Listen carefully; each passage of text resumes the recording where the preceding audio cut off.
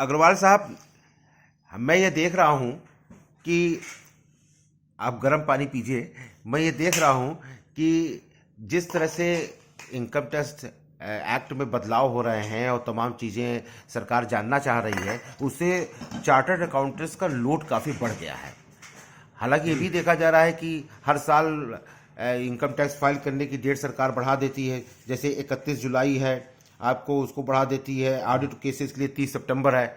लेकिन ऐसा महसूस किया जा रहा है और कई जगह मैं बातचीत में देखा कि आप लोग की आवश्यकता ये है कि इतनी जल्दी काम नहीं कर सकते कि एक महीने के अंदर ही आप उसको सारी डिटेल्स देकर कर पाएं। तो क्या आप चाहते हैं कि इसकी डेट्स को सरकार बढ़ाए, और कैसे बढ़ाए, क्यों बढ़ाए?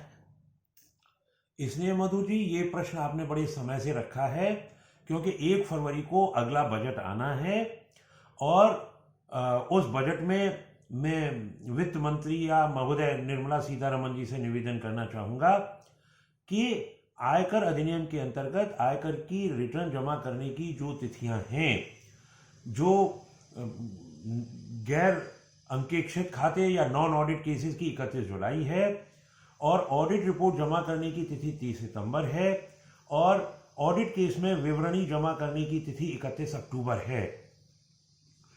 जो वर्तमान परिवेश है उसमें ये तिथियां वर्केबल नहीं हैं, इसलिए इन तिथियों में बदलाव की आवश्यकता है। और साथ ही साथ इस बात की आवश्यकता को समाप्त किया जाए कि प्रतिवेदन आए और फिर सीबीडीटी उन डेट्स को बढ़ाए।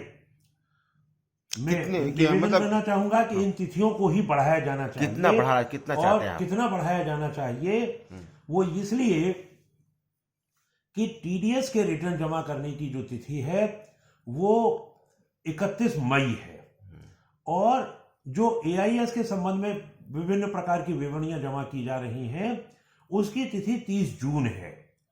तो किसी भी करदाता को जो संपूर्ण जानकारी उपलब्ध हो पाएगी वो 30 जून के बाद पूरी जानकारी उपलब्ध हो पाएगी, और उसे इनकम टैक्स की रिटर्न जो जमा करनी है वो 31 जुलाई तक जमा करनी है। तो बदलाव कैसे होगा? तो ये सरकार डेट तो बढ़ाती रहती है। तो इफेक्टिवली जो समय प्रोफेशनल्स को और करदाताओं को मिल रहा है वो इफेक्टिवली 25 दिन का समय मिल रहा है। इसलिए ये समय पर्याप्त नहीं है। बहुत सारे हैसल्स भी हैं, मुश्किलें भी हैं। पोर्टल काम नहीं कर रहा है, डाटा अवेलेबल नहीं हो पा रहा है। तो इनकम टैक्स एक्ट में ही संशोधन करके जो 31 जुलाई की अंतिम तिथि है उसे बढ़ा करके 31 अगस्त किया जाना चाहिए, और जो 30 सितंबर है उसे बढ़ा करके 31 अक्टूबर, और जो 31 अक्टूबर है उसको बढ़ा करके 30 नवंबर किया जाना चाहिए, जिससे कि करदाता को और प्रोफेशनल्स को वर्केबल टाइम मिल सके। लेकिन वर्षों से यही टाइम था, अचानक क्या बदलाव आ गए जिसकी वजह से आपको इतनी तकलीफ हो रही है और आप जरूरत महसूस कर रहे हैं कि इसको डेट बढ़ाया जाना चाहिए? ये इसलिए महसूस कर रहे हैं कि एक तो ये कि हर वर्ष जब रिप्रेजेंटेशन जाते हैं तो आप डेट बढ़ाते हैं, तो उस आवश्यकता को खत्म करिए कि रिप्रेजेंटेशन के अंतर्गत हम विभिन्न कारणों को लिख करके जस्टिफाई करें।